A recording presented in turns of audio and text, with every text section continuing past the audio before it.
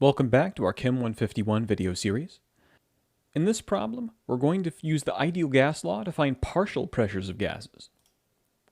Here we have a cylinder that is part O2 and part N2. So the oxygen and nitrogen will have different pressures. And we're given 10 grams of O2, 40 grams of N2, in a cylinder that's 50 liters and has a temperature of 300 Kelvin. We can find the partial pressure of each gas. Because we have different masses of both and we'll have different moles of both, we'll have different pressures. However, when you're dealing with partial pressures, we first have to make sure we know the moles of each gas.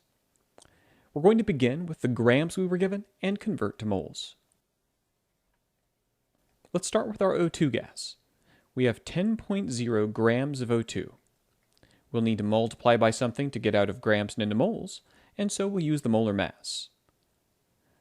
O2 will have a mass of 2 times the mass of oxygen, which is 16. If we multiply, we'll get 32 grams per mole. We'll place the 32 next to grams and 1 next to moles, and then we'll do the division, 10 divided by 32. If we divide, we'll get 0.3125 moles.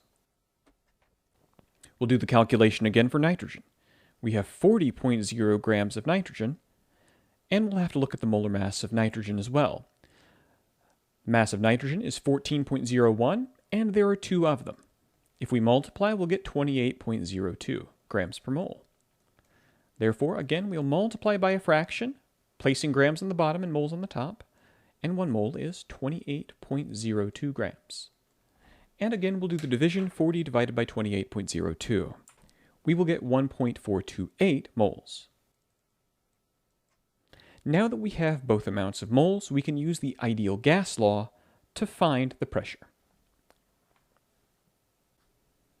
First, we'll examine the ideal gas law and have a look at what we know. The ideal gas law says PV is equal to nRT.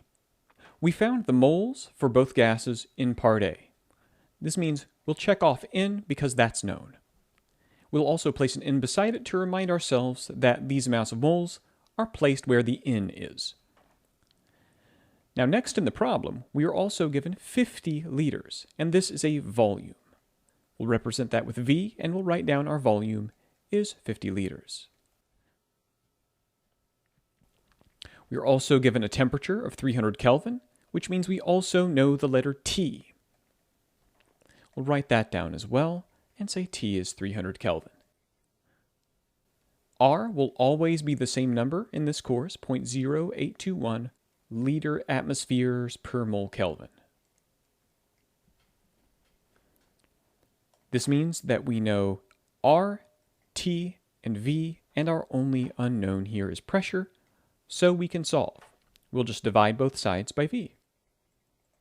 This will give us that pressure is equal to nRT over V. We'll run this equation twice though, once for oxygen and again for nitrogen. For oxygen, our pressure will be the moles of oxygen, and the moles of oxygen are the first number of moles that we found, 0.3125 moles. Multiply by R, which is 0.0821, multiply by T, which is 300, and divide by volume, which is 50. You can go to a calculator to do these operations.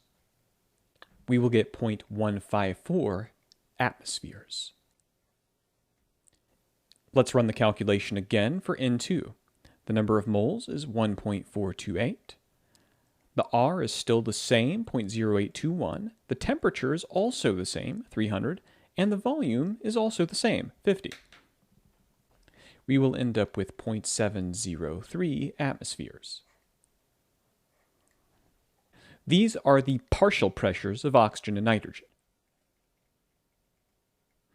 Now, if we want the total pressure, we can simply add the 2 of them together.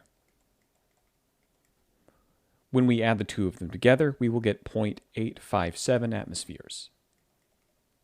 That means the total pressure in the vessel is 0.857 atmospheres, and 0.154 of it is oxygen, and 0.703 of it is nitrogen. Thank you for watching, and we'll see you again soon.